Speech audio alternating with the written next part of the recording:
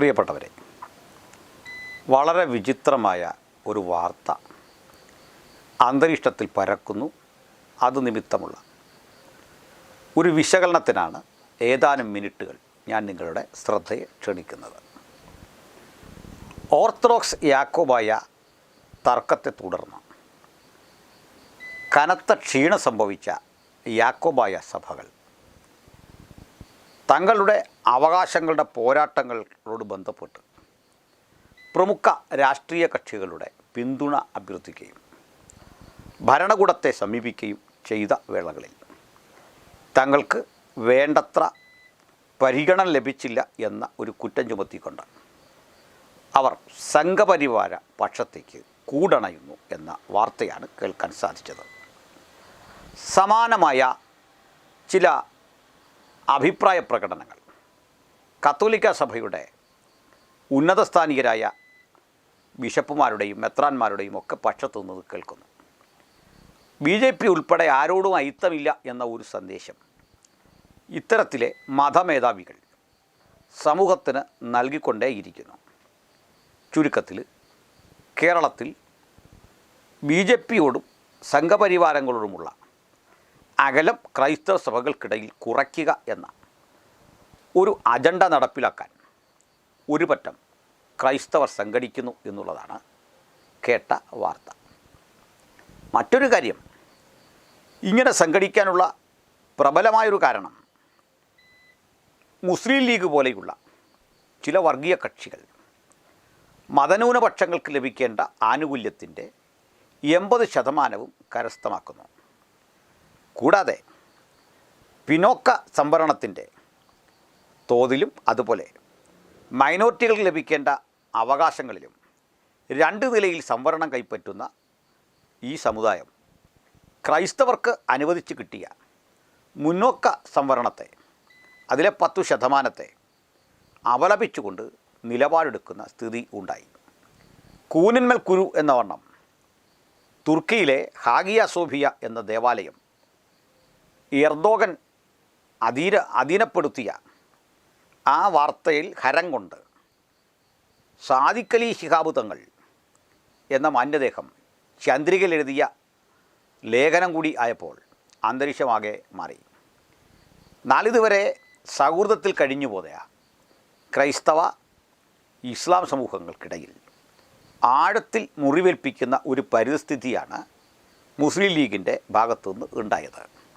ഈ മുറിവുണക്കാൻ വേണ്ടിയിട്ട് താമരശ്ശേരി ബിഷപ്പിനെയും മറ്റു പല ക്രൈസ്തവ ദേവാലയങ്ങളിലും ക്രിസ്മസ് കേക്കുമൊക്കെ വാങ്ങി സാദിഖ് അലിയും കൂട്ടരും കുഞ്ഞാലിക്കുട്ടിയെ കൂട്ടി നടത്തിയ യാത്രകളൊന്നും കാര്യമായ ഫലം കണ്ടില്ല എന്ന് വേണം നമ്മൾ വിശ്വസിക്കാൻ.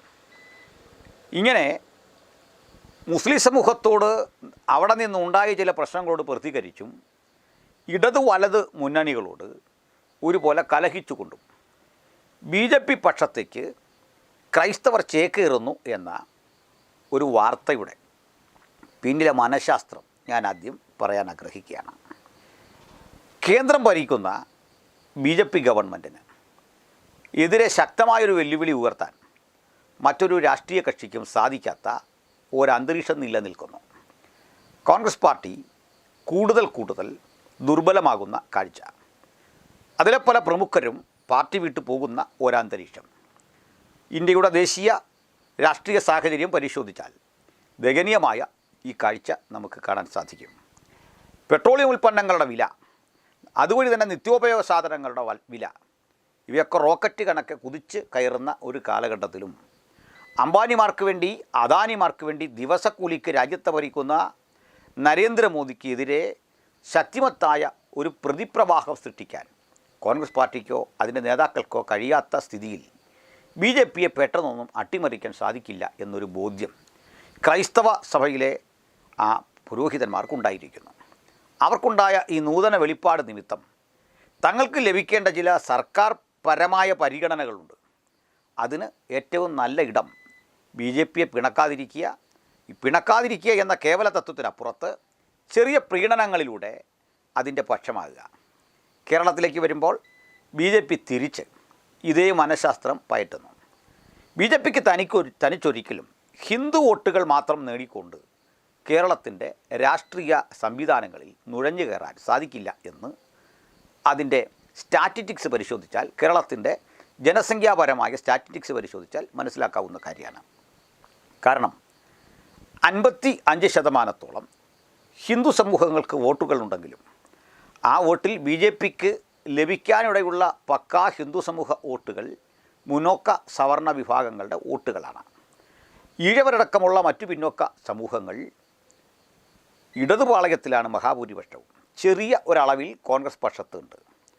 അപ്പോൾ ഇടതുപാളയത്തിലെ മറ്റു പിന്നോക്ക ദളിത് വോട്ടുകളിൽ കാര്യമായൊരു പെനിട്രേഷൻ നടത്താൻ BJPക്ക് സാധിക്കില്ല എന്ന് ഏതാണ്ടൊക്കെ മുൻകാല രാഷ്ട്രീയ സാഹചര്യം ബോധ്യപ്പെടുത്തിയിട്ടുണ്ട്.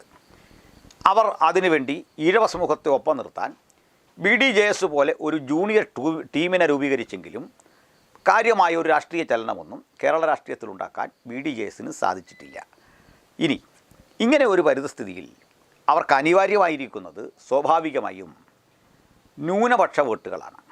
ജന്മസിദ്ധമായി BJP എതിർക്കുന്ന മുസ്ലിം ലീഗ് പോലെയുള്ള പാർട്ടികളിൽ നിന്ന് കാര്യമായ ഒരു സഹായം ലഭിക്കാൻ BJPക്ക് സാധിക്കില്ല. അബ്ദുള്ള കുട്ടിമാരെ പോലെ ചില എട്ടുകാലി മമ്മൂഞ്ഞന്മാരെ അവർക്ക് ലഭിക്കാനിടയുണ്ട് എന്നതിനപ്പുറത്തേക്കൊന്നും കാര്യമായിട്ടുള്ള ഒരു പുരോഗതി ഇസ്ലാമിക സമൂഹത്തോട് ബന്ധപ്പെട്ട് കിട്ടാനിടയില്ല. മുന്നമേ തന്നെ ഈ പാളയത്തിൽ ചേക്കേറിയ അൽഫോൺസ് കണ്ണന്താനം, അതുപോലെ തന്നെ ജോർജ് കുര്യൻ, പണ്ടേയുള്ള BJP പ്രവർത്തകനായ ജോർജ് കുര്യൻ, അങ്ങനെ ക്രിസ്ത്യൻ വിഭാഗങ്ങളിലെ ചെറിയ ഒരു സമൂഹം ആളുകൾ BJP പാളയത്തിൽ നേതാക്കന്മാരായിട്ടുണ്ട്. അവർക്ക് പിന്നിൽ അണികൾ ഒരു ശാക്തിക ചേരിയൊന്നുമല്ലെങ്കിലും ഇവരെയും ഉൾക്കൊണ്ടുകൊണ്ട് പോവുക എന്നൊരു മനഃശാസ്ത്രം അവർ പയറ്റുന്നു. ഇതാണ് ഇപ്പോൾ സംഭവിച്ചിരിക്കുന്നത്. അങ്ങനെ ഉള്ളിൻ്റെ ഉള്ളിൽ പരസ്പരം ഉൾക്കൊള്ളാതെ, പ്രത്യയശാസ്ത്രപരമായി ഉൾക്കൊള്ളാതെ, ഹൃദയംഗമായി ഉൾക്കൊള്ളാതെ, രാഷ്ട്രീയ മുതലെടുപ്പിന് സംഘപരിവാരങ്ങളും സ്വാർത്ഥമായ ചില ലക്ഷ്യങ്ങൾക്ക് വേണ്ടി മെത്രാന്മാരും പുരോഹിതന്മാരും ഒത്തുചേർന്ന് ഇപ്പോൾ ഉണ്ടാക്കിയ ഈ രഹസ്യ അവിശുദ്ധ ബാന്ധവം എങ്ങനെയാണ് നാളുകളിൽ അവരെ തിരിഞ്ഞു കുത്തുന്നത് എന്നാണ് നമ്മൾ പരിശോധിക്കേണ്ടത്. അപകടകരമായൊരു പ്രതിസന്ധിയിലേക്ക് കേരള ക്രിസ്ത്യാനിറ്റിയെ നയിക്കുകയാണ് ഈ വിവരദോഷികളായ പുരോഹിതന്മാർ എന്ന് പറയാതിരിക്കാൻ തരമില്ല. കാരണം എന്താണ് BJPയുടെ ഹിഡൻ അജണ്ട, എന്താണ് സംഘപരിവാരങ്ങൾ ഇന്ത്യയിൽ നടപ്പിലാക്കാൻ പോകുന്നത് എന്ന് അവരുടെ ബൈബിൾ എന്ന് വിശേഷിപ്പിക്കാവുന്ന, അവരുടെ പ്രത്യയശാസ്ത്ര ഗ്രന്ഥം എന്ന് വിശേഷിപ്പിക്കാവുന്ന വിചാരധാര രേഖപ്പെടുത്തി വച്ചിട്ടുണ്ട്. ആ വിചാരധാരയിൽ അവരുടെ പ്രഖ്യാപിത ശത്രുക്കളിൽ ഏറ്റവും പ്രബലർ ക്രൈസ്തവർ തന്നെയാണ്. ഇത്തരത്തിലുള്ള ചിന്തകൾ ശക്തിയുക്തം പ്രചരിപ്പിച്ചുകൊണ്ട് N ഗോപാലകൃഷ്ണനെ പോലെയുള്ള മതഭ്രാന്തന്മാർ, ശശികലയെ പോലെയുള്ള പ്രഭാഷകർ, അതുപോലെ പുതുതായി BJPയിലേക്ക് ചേക്കേറിയ ആളുകൾ, സെൻകുമാറിനെ പോലെയുള്ള ആളുകൾ, അതുപോലെ അടുത്ത കാലത്ത് വന്ന മെട്രോമാൻ ശ്രീധരൻ, ഇങ്ങനെയൊക്കെയുള്ള ആളുകൾ അവരുടെ ആ വർഗീയ ബോധത്തെ അതിശക്തിയോടുകൂടി പ്രചരിപ്പിക്കുകയാണ്. പക്ഷേ വടക്കേ ഇന്ത്യയിൽ നടക്കുന്ന വിധത്തിൽ വർഗീയത പറഞ്ഞ ആളുകളെ സ്വരുക്കൂട്ടുക എന്ന ഒരു ചിന്ത കേരളത്തിൽ അത്ര കാര്യമായി വിജയിക്കാനിടയില്ല എന്ന് നമുക്കറിയാം. അതിൻ്റെ കാരണം കേരളം ആർജിച്ച വിദ്യാഭ്യാസപരമായ മുന്നേറ്റമാണ്. നിങ്ങൾ ശ്രദ്ധിക്കുക, വിദ്യാഭ്യാസമില്ലാത്തയിടത്ത്, അതല്ലെങ്കിൽ ഏതെങ്കിലും തരത്തിൽ ദാരിദ്ര്യപരമായ അല്ലെങ്കിൽ അത്തരത്തിലൊക്കെയുള്ള പിന്നോക്കാവസ്ഥ നിൽക്കുന്ന ഇടത്താണ് BJPയുടെ വളർച്ച, BJPക്ക് വോട്ട് പിടിക്കാൻ സാധിക്കുന്നത്. തങ്ങൾ എന്തിനു വോട്ട് ചെയ്യുന്നു എന്ന് പോലും അറിയാതെ താമരയ്ക്ക് കുത്തിപ്പോരുന്ന നിരക്ഷര കുട്ടികളുടെ ഇടയിലാണ് അവർക്ക് കൂടുതൽ സ്വാധീനമുള്ളത്. ഇവർ ഭരിക്കുന്ന ഇടങ്ങളൊക്കെ തന്നെ ചേരികളാണ്. അവർക്ക് സ്വാധീനമുള്ള മണ്ഡലങ്ങളൊക്കെ തന്നെ സാക്ഷരതയിൽ ഏറ്റവും പിന്നോക്കം നിൽക്കുന്ന ഇടങ്ങളാണ്. നഗരങ്ങൾ കേന്ദ്രീകരിച്ചും അവർക്ക് ഗ്രിപ്പുണ്ട്. ചുരുക്കത്തിൽ അണികളിൽ മഹാഭൂരിപക്ഷവും ദരിദ്രനാരായണന്മാരും. അവർ പിന്തുണയ്ക്കുന്നത് മഹാസമ്പന്നരായ അദാനിക്കും അംബാനിക്കും വേണ്ടി കുടലൂത്ത് നടത്തുന്ന, അവർക്ക് വേണ്ടി ദിവസക്കൂലിക്ക് പണിയെടുക്കുന്ന നേതാക്കന്മാരും ഉൾക്കൊള്ളുന്ന ഒരു രാഷ്ട്രീയ സിസ്റ്റമാണ് ശരിക്കും BJPക്കും സംഘപരിവാരങ്ങൾക്കും ഉള്ളത്. അങ്ങനെ അവർ അധികാരത്തിലെത്തിക്കഴിഞ്ഞാൽ, പൂർണ്ണമായി ഇന്ത്യയിലെ ഓരോ സ്റ്റേറ്റുകളും കീഴടക്കാൻ കഴിഞ്ഞാൽ, MLAമാരെ ഉൽപ്പാദിപ്പിക്കാൻ കഴിഞ്ഞാൽ, അതിന് ആനുപാതികമായിട്ട് രാജ്യസഭയിലും MP മാരെ അയക്കാൻ സാധിച്ചാൽ അവരുടെ ഹിഡൻ അജണ്ടകൾ അതിശക്തമായി പുറത്തെടുക്കും. വിചാരധാര നടപ്പിലാക്കുവാൻ അവർ ബാധ്യസ്ഥരാകും. മനസ്മൃതി മടക്കിക്കൊണ്ടുവരാൻ അവർ ബാധ്യസ്ഥരാകും. ഇത്തരത്തിലുള്ള ഒരു ഭവിഷ്യത്തിലേക്ക് കേരളത്തെ കൂടി വലിച്ചിഴയ്ക്കാനുള്ള നിഗൂഢ അജണ്ടകളിൽ ഒരു പറ്റം ക്രൈസ്തവ നാമധാരികളായ ബിഷപ്പുമാരും അവരുടെ പാർശ്വവർത്തികളും താൽക്കാലിക ലാഭത്തിനു വേണ്ടി പെട്ടുപോയത് ഏറ്റവും ഖേദകരമായ ഒരു വസ്തുതയാണെന്ന് പറയാതിരിക്കാൻ തരമില്ല. അതുകൊണ്ട് ഇവിടെ ബിഷപ്പുമാരെ ഒറ്റപ്പെടുത്തേണ്ടതുണ്ട്, സംഘപരിവാരങ്ങളെ ഒറ്റപ്പെടുത്തേണ്ടതുണ്ട്. കാരണം ഫീൽഡിൽ പോയി പണിയെടുക്കുന്ന സാധാരണ പുരോഹിതന്മാരുണ്ട്. അവർ അനുഭവിക്കുന്ന ത്യാഗം അരമനയിൽ സുഖാലസ്യത്തിലിരിക്കുന്ന മെത്രാന്മാർക്ക് മനസ്സിലാകുകയില്ല. അല്ലെങ്കിൽ പരിശുദ്ധ പിതാക്കന്മാരെന്ന് സ്വയം അഭിരമിക്കുന്ന ഇത്തരം ആളുകൾക്ക് മനസ്സിലാവില്ല. ഞാനിത് പറയുമ്പോൾ ഓർക്കുന്ന കാര്യം, സ്റ്റാൻസ്വാമി എന്നു പേരായിട്ടുള്ള ഒരു പുരോഹിത ശ്രേഷ്ഠൻ ഇപ്പോൾ ജയിലിൽ കിടക്കുകയാണ്. മാവോയിസ്റ്റ് ബന്ധം ആരോപിച്ചുകൊണ്ട് അദ്ദേഹത്തെ ദാരുണമായി പീഡിപ്പിക്കുകയാണ്. പ്രായാധിക്യത്തിൻ്റെ ക്ഷീണമലട്ടുന്ന സ്റ്റാൻസ്വാമി, ഫാദർ സ്റ്റാൻസ്വാമി എന്ന കത്തോലിക്ക പുരോഹിതന് വേണ്ടിയിട്ട് ഒരു വാക്ക് സംസാരിക്കാൻ, കാര്യക്ഷമതയോടെ വാക്ക് സംസാരിക്കാൻ നാവ് പൊങ്ങാത്ത പുരോഹിതന്മാരാണ് BJPയുടെ അയിത്തമില്ല എന്ന് പറയുന്നത്. നമുക്കറിയാം, ഗ്രഹാസ്റ്റേഴ്സിനെ പോലെയുള്ള ആളുകളെ ചുട്ട് കത്തിച്ച് ആ ശരീരത്തിൽ നിന്ന് ഉയരുന്ന ആ ചുടുമാംസത്തിൻ്റെ ഗന്ധം ശ്വസിച്ച് നമ്മുടെ രാജ്യത്ത് നിലവിൽ നിന്നിരുന്ന സമാധാന അന്തരീക്ഷത്തെ തകർക്കാൻ പണിയെടുക്കുന്ന സംഘികൾക്ക് കുടലൂത്തുകാരായി ഇത്തരത്തിൽ ഒരുപറ്റം ക്രൈസ്തവർ സ്വയം വഴങ്ങി ഇറങ്ങിപ്പുറപ്പെടുന്നു എന്ന ഖേദകരമായ സാഹചര്യം നിലനിൽക്കെ എൻ്റെ വാക്കിൽ കേൾക്കുന്ന നിഷ്പക്ഷമതികളായ ക്രൈസ്തവ സഹോദരങ്ങൾ ഒന്ന് മനസ്സിലാക്കുക. നമ്മൾ ക്രൈസ്തവ ബോധത്തിൽ ഒരു ഭരണകൂടം വരണമെന്ന് ആഗ്രഹിക്കുന്നവരല്ല. നമുക്കൊരു ക്രിസ്ത്യാനി ഇന്ത്യ ഭരിക്കണമെന്നോ കേരളം ഭരിക്കണമെന്നോ ആഗ്രഹിക്കുന്നവരല്ല. മറിച്ച് ക്രിസ്ത്യാനിക്കും മുസൽമാനും ഹിന്ദുവിനും നിരീശ്വരനും ഒരുപോലെ പ്രാധാന്യം ഉൾക്കൊള്ളുന്ന, അവരുടെ മനുഷ്യത്വത്തെ അംഗീകരിക്കുന്ന, അവരുടെ മനുഷ്യാവകാശങ്ങളെ അംഗീകരിക്കുന്ന, ദാർശനികമായ ഒട്ടേറെ ഉൾക്കാഴ്ചകളുള്ള ഇന്ത്യൻ ഭരണഘടനയോട് നീതി പുലർത്തുന്ന ഒരു ഭരണകൂടം, ഒരു മതേതരത്വ ഭരണകൂടം. ആ മതേതരത്വ ഭരണകൂടത്തെ സൃഷ്ടിക്കാൻ BJPക്ക് കേൾപ്പില്ല, അവർക്ക് സാധിക്കില്ല. അവരുടെ വിഷലിപ്തമായ കാഴ്ചപ്പാടുകൾ അതിന് വിപരീത ദിശയിലാണ് പ്രവർത്തിക്കുന്നത് എന്ന് നമുക്ക് ഏതൊരാൾക്കും അറിയാൻ സാധിക്കുന്നു. അതുകൊണ്ട് നിയമം ഇപ്പോൾ അവർ പിടിച്ചെടുത്തിട്ടുണ്ട്. നിയമം കഴിഞ്ഞിട്ട് ഏതാണ്ട് 10-30 സീറ്റുകളിൽ അവർക്ക് ആധിപത്യമുണ്ടെന്നും അവർ പറയുന്നു. നേരാകാം, ഈ 30ഓളം സീറ്റുകളിൽ അവർ A+ ഗ്രേഡിൽ ഇട്ടുകൊണ്ട് കൂടുതൽ മത്സര സ്വഭാവം കാഴ്ചവെച്ചാൽ പിടിച്ചെടുക്കാൻ സാധിക്കും എന്നുള്ള ഒരു നിലയിലേക്ക് മൂവ്മെൻറ്റുകൾ ശക്തിപ്പെടുത്തുകയാണ്. എന്നാൽ അവരൊന്നോ രണ്ടോ സീറ്റിൽ ജയിക്കുന്നത് എനിക്ക് പ്രശ്നമുള്ള കാര്യമല്ല. അല്ലെങ്കിൽ അവർക്ക് ഒരു കറക്റ്റീവ് ഫോഴ്സായിട്ട് നിയമസഭയിൽ ഉണ്ടാകുന്നതും നമ്മളെ ആശങ്കപ്പെടുത്തുന്ന കാര്യമല്ല. മറിച്ച് വിചാരധാര പോലെയുള്ള അവരുടെ ആത്മീക കൃതികളിൽ, അല്ലെങ്കിൽ അവരെന്ത് ചെയ്യണമെന്ന് ആഗ്രഹിക്കുന്ന അവരുടെ മാനിഫെസ്റ്റോ എന്ന് വിശേഷിപ്പിക്കാവുന്ന ഈ കൃതിയിൽ ക്രൈസ്തവർക്കെതിരെ, മതന്യൂനപക്ഷങ്ങൾക്കെതിരെ ഏറ്റവും ക്രൂരമായ നിലപാടുകൾ കൈക്കൊണ്ടിട്ട് ഇന്ത്യ ഒരു ഹിന്ദു രാജ്യമാണെന്ന കപട ദേശീയ ബോധം സ്ഥാപിച്ചെടുക്കാൻ വേണ്ടി അത്യധ്വാനം ചെയ്യുന്ന സംഘികളെ പിന്തുണയ്ക്കുന്നത് ആത്മഹത്യാപരമായ ഒന്നായിരിക്കുമെന്നതിൽ തർക്കമില്ല. കർണാടകത്തിൽ നമ്മൾ കണ്ടു, അവിടെ ഒരു സുവിശേഷകൻ പാർക്കുന്ന വീട്ടിൽ ചെന്നിട്ട് വാടകയ്ക്കൊരു വീടെടുത്ത് പാർത്ത് ആ മനുഷ്യനെ കണ്ട് തർജ്ജനം ചെയ്യുകയാണ്. നിങ്ങൾ ഇവിടുന്ന് എത്രയും പെട്ടെന്ന് പോകണം, നിങ്ങൾക്കിവിടെ പ്രവർത്തിക്കാൻ സാധിക്കുകയില്ല. നിയമപരമായി ഏത് മതവിശ്വാസിക്കും എവിടെയും പാർക്കാൻ അധികാരവും അംഗീകാരമുള്ളൊരു രാജ്യത്ത് സ്വന്തം പണം മുടക്കി ഒരാൾ വീട് വാടകയ്ക്കെടുത്ത് പാർത്താൽ അതിനെ ചോദ്യം ചെയ്യത്തക്ക വിധം ഗുണ്ടാപ്പണി ചെയ്തുകൊണ്ട് സംഘികൾ രംഗത്ത് വരുന്നു. തിരുവനന്തപുരത്ത് അടുത്ത ദിവസം കണ്ടു, കൊല്ലത്തോ ഒക്കെ അടുത്ത ദിവസം കണ്ടു. പ്രാർത്ഥിച്ചുകൊണ്ടിരിക്കുന്ന ആളുകൾക്കിടയിലേക്ക് സംഘപരിവാർ നേതാക്കന്മാർ ഓടി വരികയാണ്, പേരും വിലാസവും ചോദിക്കുകയാണ്. ആരാണ് ഇവർക്ക് പോലീസ് അധികാരം കൊടുത്തത്? നിയമവിരുദ്ധമായി എന്തെങ്കിലും നടക്കുന്നെങ്കിൽ അവർ സ്ഥലം പോലീസ് സ്റ്റേഷനിലല്ലേ വിവരം അറിയിക്കേണ്ടത്? നിയമത്തിൻ്റെ വഴികളല്ലേ തേടേണ്ടതിന്? ആരാധനയെ അലക്ഷ്യമാക്കിക്കൊണ്ട് അതിനിടയിൽ നുഴഞ്ഞു കയറിക്കൊണ്ട് താക്കീത് ചെയ്യുന്ന, ചോദ്യം ചെയ്യുന്ന സംഘപരിവാർ ഗുണ്ടകളെ കണ്ടു. മനുഷ്യ ശരീരം കത്തിച്ച് ചാമ്പലാക്കാൻ മടിയില്ലാത്ത നരാധമന്മാരെ നമുക്കിവിടയിൽ കാണാൻ സാധിക്കും. മാന്യന്മാരുടെ ആ മുഖമൂടി അണിഞ്ഞ് നടക്കുന്ന ഏത് സംഘിയുടെയും ഉള്ളിൽ അപകടകാരിയായ ഒരു മൃഗം ഒളിച്ചിരിപ്പുണ്ട്. നമ്മെ നോക്കി പുഞ്ചിരിക്കുന്ന, നമ്മെ സ്നേഹിക്കുന്ന, നമ്മെ കണ്ട് ആലിംഗനബദ്ധനാകാൻ ഓടി വരുന്ന സംഘിക്കകത്തും ഒരു എൻ ഗോപാലകൃഷ്ണൻ ഒളിച്ചിരിപ്പുണ്ട്, ഒരു ശശികല ടീച്ചർ ഒളിച്ചിരിപ്പുണ്ട്. ഒരു സംഘിക്ക് നന്നാവാനാവില്ല. കടുവയ്ക്ക് സസ്യഭുക്കാകാൻ കഴിയില്ല. കടുവയ്ക്ക് ഒരിക്കലും സസ്യഭുക്കാകാൻ കഴിയില്ല. ഒരിക്കലും സസ്യഭുക്കാകാൻ കഴിയാത്ത കടുവ സസ്യഭുക്കായി എന്ന് പറഞ്ഞാൽ വിശ്വസിക്കാനും മാത്രം നിങ്ങൾ അധമരാകരുത്, നിങ്ങൾ വിഡ്ഢികളാകരുത്. പുരോഹിതന്മാർ എന്തെങ്കിലുമൊക്കെ അവർക്ക് കിട്ടും എന്ന് കരുതി സ്ഥാപനങ്ങളുടെ മേലധികാരം തങ്ങൾക്കുണ്ട്. അതുകൊണ്ട് പുറത്തിറങ്ങി ഫീൽഡിലിറങ്ങി പ്രവർത്തനക്ഷമരാകേണ്ടതില്ല എന്ന സൗകര്യം പ്രയോജനപ്പെടുത്തിക്കൊണ്ട് സംഘികൾക്കൊപ്പം യാത്ര ചെയ്യുന്നത് ഭീകരമായ ഒരു പരിസ്ഥിതിയിൽ കൊണ്ട് സമൂഹത്തെ എത്തിക്കും എന്ന കാര്യത്തിൽ സംശയമില്ല. അതുകൊണ്ട് ശക്തമായ കാമ്പയിനിങ്ങിലൂടെ ഞങ്ങൾ രംഗത്ത് വരും. സംഘികളുടെ ഇരട്ടത്താപ്പ് ഞങ്ങൾ തീർച്ചയായിട്ടും പൊതുജന സമക്ഷം വിവരിക്കുക തന്നെ ചെയ്യും. കാരണം അപകടകാരികളായ സംഘികൾ അവർ നമ്മുടെ രാജ്യത്തിന് ഏറ്റിരിക്കുന്ന അർബുദമാണ്. സംഘികളുടെ ചിന്തകളും ആശയങ്ങളും മനുഷ്യത്വ വിരുദ്ധമാണ്. കപടമായ ചരിത്രരചനകളിലാണ് അവരുടെ ആശ്വാസം. അവരുടെ താല്പര്യങ്ങളിൽ ലക്ഷ്യങ്ങളും അന്ധവിശ്വാസങ്ങളെ തിരിച്ചു കൊണ്ടുവന്നിട്ട് അത് സംസ്കാരമാണ് എന്ന് പഠിപ്പിക്കുക. നിരാകരിക്കപ്പെട്ട മനുഷ്യമൂല്യങ്ങൾക്കൊരിക്കലും ചേരാത്ത പ്രാകൃതമായൊരു ജീവിത വ്യവസ്ഥയിലേക്ക് മനുഷ്യരാശിയെ തിരിച്ചു കൊണ്ടുപോവുക, ഇന്ത്യയെ തിരിച്ചു കൊണ്ടുപോവുക, ഒരു ശിലായുഗ അപരിഷ്കാര ബോധത്തിലേക്ക് ആളുകളെ തിരിച്ചു കൊണ്ടുപോവുക. ഒരു ഗ്രേഡഡ് ഇനീക്വാലിറ്റിയിലൂടെ ഇന്ത്യയിൽ ഇപ്പോൾ ഒരു പേരിനെങ്കിലുമുള്ള ആ സ്ഥിതിസമത്വ സംവിധാനങ്ങളെ മുഴുവൻ തച്ചുടക്കുക, ഇന്ത്യൻ ഭരണഘടന മുഴുവൻ അട്ടിമറിക്കുക. ഇത്തരം സ്വകാര്യ അജണ്ടകളോടെ ഇന്ത്യ ഉൾപ്പെടെ ഉള്ള എല്ലാ സ്റ്റേറ്റുകളിലും വേരുറപ്പിക്കാൻ, കേരളം ഉൾപ്പെടെയുള്ള സ്ഥലങ്ങളിൽ വേരുറപ്പിക്കാൻ അത്യധികം പരിശ്രമിക്കുന്ന സംഘീയ സംവിധാനങ്ങൾക്ക് ഓശാന പാടുന്ന ഇത്തരം പുരോഹിതന്മാർ എന്ത് പഠിച്ചിട്ടാണ്, എന്ത് ഗ്രഹിച്ചിട്ടാണ്, എന്തറിഞ്ഞിട്ടാണ്? അതിന് പറയുന്നൊരു കാര്യമുണ്ട്. ഇവർ വലിയ ഉദാര മനസ്ഥിതിയുള്ള ആളുകളാണ്.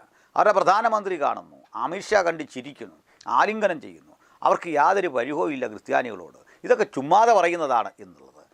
അല്ലയോ എൻ്റെ പ്രിയപ്പെട്ട പുരോഹിത ശ്രേഷ്ഠന്മാർ, ഒരു സംഘിയുടെ ഉദാരതയിലാകരുത് നിങ്ങളുടെ സ്വാതന്ത്ര്യം. നിങ്ങളുടെ സ്വാതന്ത്ര്യം അത് ജന്മാവകാശമാണ്. അത് സംഘിയുടെ വിട്ടുവീഴ്ചയിലാകരുത്. അത് ഭരണകൂടം നൽകുന്ന ഏതെങ്കിലും പരിഗണനയിലാകരുത്, സൗജന്യങ്ങളിലാകരുത്. പക്ഷേ ഇന്ത്യയിൽ ജീവിക്കാൻ, ഇന്ത്യയിൽ ഇഷ്ടപ്പെട്ട മതം സ്വീകരിക്കാൻ, മതം നിരസിക്കാൻ, ഇഷ്ടപ്പെട്ട രാഷ്ട്രീയ വീക്ഷണം പുലർത്താൻ ഭരണഘടന നൽകുന്ന അധികാരവും അവകാശവും ഒരു സംഘീയ ഭരണകൂടത്തിൻ്റെയും ഔദാര്യമല്ല എന്ന ആ തികവാർന്ന ബോധം നിങ്ങളെ ഇനി എന്നാണ് ഭരിക്കുക? നിങ്ങൾ അധിവസിക്കുന്ന രാജ്യത്ത്, നിങ്ങൾ വോട്ട് ചെയ്യുന്ന രാജ്യത്ത് സംഘിയുടെ ആനുകൂല്യമോ ഔദാര്യമോ അല്ല ഇവിടെ ലഭിക്കുന്നതൊന്നും. അത് ഭരണകൂടത്തിൻ്റെ ഉദാരതയല്ല, മറിച്ച് നിങ്ങളുടെ അധികാരമാണ്, നിങ്ങളുടെ അവകാശമാണ്. അത് ജനങ്ങളെ ബോധവൽക്കരിക്കണം, അതിന് നിയമ സംവിധാനങ്ങൾ ഉപയോഗിക്കണം. അതിന് പകരം എന്താണിപ്പോൾ യാക്കോബായ സഭകൾ ചെയ്യുന്നത്? എന്താണ് കത്തോലിക്ക സഭയിലെ ചില മെത്രാന്മാർ ഇപ്പോൾ പടച്ചുവിടുന്ന ആ പ്രസ്താവനകൾ? സംഘീപക്ഷത്തേക്ക് ചേക്കേറാൻ അണികളെ നിങ്ങൾ ആഹ്വാനം ചെയ്യുമ്പോൾ സ്റ്റാൻസ്വാമിയെക്കുറിച്ചും അതിനെതിരെ എടുത്ത നടപടിയെക്കുറിച്ചുമുള്ള നിങ്ങളുടെ നിരീക്ഷണം എന്താണ്? എന്നെങ്കിലും ഒരിക്കൽ ഇവർ എൻ ഗോപാലകൃഷ്ണനെ പോലെയുള്ള ആളുകൾ മദർ തെരേസയെക്കുറിച്ചുള്ള അഭിപ്രായം മാറ്റിയിട്ടുണ്ടോ? അങ്ങനെ കാണാൻ സാധിക്കുന്നുണ്ടോ? എവിടെയാണ് മാറ്റിയിട്ടുള്ളത്? എന്നെങ്കിലും ഒരിക്കൽ ഇന്ത്യയിൽ സുവിശേഷമറിയിച്ച ത്യാഗികളായ സുവിശേഷ പ്രവർത്തകരെക്കുറിച്ചുള്ള ഇവരുടെ കാഴ്ചപ്പാടിന് മാറ്റം വന്നിട്ടുണ്ടോ? ഇവരാണ് ഏറ്റവും അധികം നിർബന്ധിത മതപരിവർത്തനം നടത്തിയത്. ഹിന്ദുവല്ലാത്ത ആളുകളെ രേഖാമൂലം ഹിന്ദുക്കളാക്കി മാറ്റിക്കൊണ്ട് തങ്ങൾ ഭൂരിപക്ഷമാണെന്ന് സ്ഥാപിക്കാൻ കണക്കുകളിൽ തിരിമറി നടത്തിയത്. രേഖാമൂലമോ വ്യവസ്ഥാപിതമായ രീതിയിലോ ഹിന്ദു എന്ന ആ ദർശനത്തിന് കീഴിലേക്ക് വരാത്ത മറ്റു പിന്നോക്കരെ, ആദിവാസികളെ, ദലിതരെയും ചേർത്ത് ലിസ്റ്റ് വിപുലമാക്കിക്കൊണ്ട് സവർണാധിപത്യം ഇന്ത്യൻ സാമൂഹ്യ അന്തരീക്ഷത്തെ ഹൈജാക്ക് ചെയ്ത ഒരു ചരിത്രം നമ്മുടെ മുമ്പിൽ കിടക്കവേ ഇത്തരം ചരിത്രങ്ങളുടെ തിരുത്തലുകൾക്കാണ് ഇനിയുള്ളൊരു കാലം നമ്മൾ തയ്യാറെടുക്കേണ്ടത്. അതുകൊണ്ട് ഇപ്പോൾ ചില മെത്രാന്മാരും യാക്കോബായ സഭയിലെ നേതൃത്വവും സംഘപരിവാർ പക്ഷത്തേക്ക് ചേക്കേറിക്കൊണ്ട് അണികളെയും അവിടേക്ക് സ്വാഗതം ചെയ്യുന്നത് അടിയറ്റ, ത്യാഗസഹിച്ച, കഷ്ടപ്പെട്ട അവരുടെ ക്രൈസ്തവ സമൂഹത്തിന് സ്വീകരിക്കാൻ അത്ര പെട്ടെന്ന് എളുപ്പമാകുമെന്നൊന്നും ഞാൻ കരുതുന്നില്ല. എയർ കണ്ടീഷൻഡ് റൂമിലിരുന്നു കൊണ്ട് സുഖകരമായ ഭക്ഷണം കഴിച്ച്, അന്യൻ വീർക്കുന്ന അപ്പം കഴിച്ച് അങ്ങനെ സുഖലോലുപരായി പോകുന്ന പുരോഹിതന്മാർക്ക് സ്റ്റാൻസ്വാമിയുടെ വേദന മനസ്സിലാവില്ല, ഗ്രഹാം സ്റ്റെയിൻസിൻ്റെ വേദന മനസ്സിലാകയില്ല, ബലാത്സംഗം ചെയ്യപ്പെട്ട കന്യാസ്ത്രീകളുടെ പ്രയാസങ്ങൾ മനസ്സിലാവില്ല, ഇന്ത്യയിലുടനീളം സംഘികൾ നടപ്പിലാക്കിക്കൊണ്ടിരിക്കുന്ന മതന്യൂനപക്ഷ പീഡയുടെ ആധിക്യം മനസ്സിലാകയില്ല. അവർക്ക് അധികാരമുള്ള ഇടത്തൊക്കെ മനുഷ്യാവസ്ഥ എന്താണ് എന്ന് നിങ്ങൾ പഠിക്കുക. ജനാധിപത്യ വിരുദ്ധത നിങ്ങൾക്ക് മനസ്സിലാവില്ല. എവിടെയാണ് ന്യായമായൊരു നിലയിൽ തിരഞ്ഞെടുപ്പിലൂടെ ഈ ഭരണകൂടം അധികാരത്തിൽ വന്നത്? എവിടെയെല്ലാം ഇവർ അധികാരത്തിൽ വന്നുവോ അവിടെയൊക്കെ കുതിരക്കച്ചവടം നടത്തിയിട്ടുണ്ട്. കർണാടകത്തിൽ, ഇപ്പോൾ പുതുച്ചേരിയിൽ നമ്മൾ കണ്ടു, ബംഗാളിൽ നമ്മൾ കണ്ടു, ത്രിപുരയിൽ നമ്മൾ കണ്ടു, തമിഴ്നാട്ടിൽ ശ്രമിച്ചുകൊണ്ടിരിക്കുന്നു. കുതിരക്കച്ചവടം വഴി MLA-മാരെ വിലക്കെടുക്കുക, തങ്ങളുടെ പക്ഷത്താക്കുക, ഇലക്ഷൻ സംവിധാനങ്ങളെ മുഴുവൻ ഹൈജാക്ക് ചെയ്യുക, സുപ്രധാനങ്ങളായ കോടതി സംവിധാനങ്ങളിൽ പോലും, ജുഡീഷ്യൽ വ്യവസ്ഥിതികളിൽ പോലും സംഘീബോധമുള്ളവരെ പ്രതിഷ്ഠിക്കുക, നിർണായകമായ മന്ത്രാലയങ്ങളിൽ, നിർണായക പൊസിഷനുകളിൽ, സ്ഥാനങ്ങളിൽ ഇത്തരത്തിൽ അവിവേകികളായ ആളുകളെ കൊണ്ട് സ്ഥാപിക്കുക, അവരിലൂടെ ഇന്ത്യ മുഴുവൻ കാവ്യവൽക്കരിക്കുക. ഈ ദുരന്തത്തിന് ഒരു വോട്ട് വഴി, നിങ്ങൾ പിന്തുണയ്ക്ക വഴി നിങ്ങൾ അധർമ്മമാണ് ചെയ്യുന്നത്, നിങ്ങൾ അനീതിയാണ് ചെയ്യുന്നത്, നിങ്ങൾ ക്രൂശിന് വിരുദ്ധമാണ് ചെയ്യുന്നത്, നിങ്ങൾ സുവിശേഷത്തിന് വിരുദ്ധമാണ് ചെയ്യുന്നത്, യേശു പഠിപ്പിച്ച മാനവികതയ്ക്ക് വിരുദ്ധമാണ് ചെയ്യുന്നത് യേശുവിൻ്റെയും സുവിശേഷത്തിൻ്റെയും ബൈബിളിൻ്റെയും ദാർശനിക കാഴ്ചപ്പാടുകൾക്ക് വിപരീത ദിശയിലേക്കാണ് നിങ്ങൾ സമൂഹത്തെ നയിക്കുന്നത്. കാലം മാപ്പ് നൽകാത്ത ഈ അനീതിക്കെതിരെ ഒരിക്കൽ നിങ്ങൾ തിരിഞ്ഞിരുന്ന് ചിന്തിക്കുന്ന ഒരു കാലം വരുമെന്ന കാര്യത്തിൽ സംശയം വേണ്ട. അപകടകാരികളായ ഇത്തരം ആളുകളെ ഒഴിഞ്ഞിരിക്കുക, സംഘികളെ ഒഴിഞ്ഞിരിക്കുക. സംഘികളെ മാത്രമല്ല, ഭയജനകമായ വിധത്തിൽ സംഘികളെയും അതിൻ്റെ വിപരീത ദിശയിൽ ജിഹാദികളെയും ഒരുമിച്ച് ആശയപരമായി നേരിടേണ്ട ഒരു ദിശാസന്ധിയിലാണ് യഥാർത്ഥത്തിൽ ചിന്തിക്കുന്ന കേരള ക്രൈസ്തവ സമൂഹം. അതുകൊണ്ട് ഈ വരുന്ന ഇലക്ഷനിൽ ഒരു മതേതര പാർട്ടിക്കാകട്ടെ നമ്മുടെ മനസാക്ഷിയുടെ അംഗീകാരം. ഇന്ത്യ വിശാലമായ ഒരു രാജ്യമാണ്. നാനാത്വത്തിൽ ഏകത്വം എന്ന് നമ്മൾ കൽപ്പിക്കുന്ന അതിൻ്റെ വൈവിധ്യത്തിൽ എല്ലാത്തരം പൂക്കളും വിടരേണ്ട നാടാണിത്. എല്ലാത്തരം മനുഷ്യർക്കും സ്വാതന്ത്ര്യത്തോടെ അഭിമാനത്തോടെ ജീവിതം നയിക്കാൻ അവകാശമുള്ള രാജ്യമാണിത്. ഇത് മനോഹരമായൊരു പൂന്തോട്ടമാണ്. ഈ പൂന്തോട്ടത്തിൽ താമര മാത്രം വിടർന്നാൽ പോരാ. ഈ വിശാലമായ സരസിൽ താമര മാത്രം വിടർന്നാൽ പോരാ. എല്ലാത്തരം പുഷ്പങ്ങൾക്കും അതിൻ്റെ പരിഗണനയുണ്ട്. അതാകണം ചരിത്രത്തിൻ്റെ നീതിബോധം. അത് നിരാകരിക്കുന്ന സംഘീഭീകരതയ്ക്കെതിരെ നിങ്ങൾ നിലകൊള്ളേണ്ടതുണ്ട്. മതേതര ബോധം ക്രൈസ്തവനിൽ നിലനിൽക്കേണ്ടതുണ്ട്. ക്രിസ്ത്യാനിയാണ് എന്ന് കരുതി ആർക്കെങ്കിലും വോട്ട് ചെയ്യുന്ന ബോധം വിട്ടിട്ട് മനുഷ്യത്വത്തിന് വില കൽപ്പിക്കുന്ന, മാനവീയതയ്ക്ക് വില കൽപ്പിക്കുന്ന ഒരു രാഷ്ട്രീയ അവബോധം ഈ ഇലക്ഷനിലും നമ്മൾ പ്രകടമാക്കേണ്ടതുണ്ട്. ഏതെങ്കിലും ഒരു മുന്നണിയെ സപ്പോർട്ട് ചെയ്യാൻ പറയുകയല്ല, പരോക്ഷമായി പോലും പറയുകയല്ല, എങ്കിൽ പ്രത്യക്ഷമായി തന്നെ ഒരു കാര്യം പറയാം. കോൺഗ്രസ് നയിക്കുന്ന UDF, CPM നയിക്കുന്ന LDF, അവരിൽ ഒത്തിരി തെറ്റുകളും പരിമിതികളും ഉണ്ടായേക്കാം. പക്ഷേ നിങ്ങൾ പരമ്പരാഗതമായി ഇതിലേതെങ്കിലും ഒരു മുന്നണിയെയോ ഒരു പാർട്ടിയെയോ നിങ്ങൾ അംഗീകരിച്ചു വന്ന ആളാണെങ്കിൽ തീർച്ചയായിട്ടും അത് തുടരുകയാണ് വേണ്ടത്. അതിൻ്റെ കാരണം ഇവർക്കൊക്കെ പരിമിതികളുണ്ടെങ്കിലും ആ പരിമിതിക്ക് പരിഹാരമല്ല സംഘികൾ എന്നുള്ള ഒരു സത്യം. കാരണം ഒരു സംഘിക്ക് നന്നാവാനാവില്ല. അവൻ്റെ ഹൃദയത്തിൽ സൂക്ഷിച്ചുകൊണ്ടിരിക്കുന്ന അധമമായ മൃഗം പുറത്തു ചാടും. ഞാൻ സൂചിപ്പിച്ചു, അത് വർഗീയതയുടെ വിഷവിത്തുക്കൾ ചൊരിഞ്ഞുകൊണ്ട് ഇവിടെ നിൽക്കുന്ന ജീവിതത്തിൻ്റെ സ്വസ്ഥത നിറഞ്ഞ അന്തരീക്ഷത്തെ ഉന്മൂലനം ചെയ്യും. ഈ ഭീകരതയിൽ നിങ്ങൾ തിരിഞ്ഞ് ചിന്തിക്കുക. ഇപ്പോൾ ചിന്തിക്കുന്നില്ലെങ്കിൽ നാളെ നിങ്ങൾക്ക് ചിന്തിക്കാൻ അവസരം തരാത്ത വിധത്തിൽ നമ്മുടെ ഭാവിയുടെ അന്തരീക്ഷം മറ്റൊന്നായി മാറത്തക്ക വിധം ഇതാ നിഗൂഢതയുടെ ഒരു ലോകം സംജാതമാകുന്നു. എന്തുകൊടുത്തും വോട്ട് വാങ്ങിക്കൊണ്ട്, എന്തുകൊടുത്തും MLA-മാരെ വിലക്കെടുത്തുകൊണ്ട്, ഏത് പ്രലോഭനങ്ങളും നൽകിക്കൊണ്ട് ഭരണം പിടിച്ചെടുക്കുവാനുള്ള ആ വ്യഗ്രതയിൽ ഇവർ നടപ്പിലാക്കുന്ന ഈ പ്രലോഭനങ്ങൾക്ക് വഴിപ്പെടാതെ, വശപ്പെടാതെ നിങ്ങളുടെ ധാർമ്മികതയ്ക്ക് നിരക്കുന്ന, നിങ്ങൾ പഠിപ്പിക്കുന്ന മനുഷ്യത്വത്തിനും സാഹോദര്യത്തിനും നിരക്കുന്ന ഒരു രാഷ്ട്രീയ അവബോധം കൂടി നിങ്ങളിൽ സൃഷ്ടിക്കപ്പെടേണ്ടതുണ്ട്. അതിന് വിലങ്ങ് തടിയായി നിൽക്കുന്ന ഇത്തരം പുരോഹിതന്മാരുടെ വാക്കുകളെ നിങ്ങൾ ബഹിഷ്കരിക്കേണ്ടതുണ്ട്. ആ ഒരു ബോധം നമ്മെ എല്ലാം ഭരിക്കട്ടെ എന്നുള്ള പ്രതീക്ഷയിൽ, പ്രാർത്ഥനയിൽ ഞാൻ ഉപസംഹരിക്കുന്നു. എല്ലാവർക്കും നന്ദി, നമസ്കാരം.